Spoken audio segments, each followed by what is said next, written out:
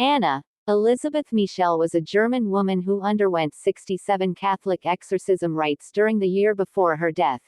She died of malnutrition, for which her parents and the priest who performed the exorcism were convicted of negligent homicide. She was diagnosed with epileptic psychosis, temporal lobe epilepsy, and manic depression, bipolar disorder, and had a history of psychiatric treatment that proved ineffective. When Michel was 16, she experienced a seizure and was diagnosed with psychosis caused by temporal lobe epilepsy. Shortly thereafter, she was diagnosed with depression and was treated by a psychiatric hospital. By the time that she was 20, she had become intolerant of various religious objects and began to hear voices.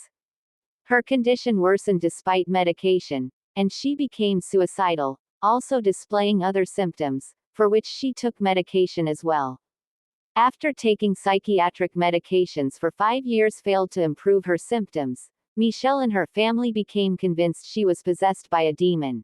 As a result, her family appealed to the Catholic Church for an exorcism. While rejected at first, 2 priests got permission from the local bishop, Joseph Stengel, to perform the exorcism in 1975. The priests began performing exorcisms and the family stopped consulting doctors. Michel stopped eating food and died of malnourishment and dehydration after 67 exorcism sessions.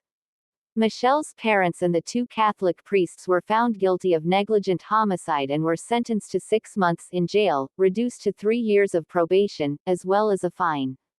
Several religious horror films are based on her story, including the 2005 film The Exorcism of Emily Rose, the 2006 film Requiem, and the 2011 film Anneliese, The Exorcist Tapes.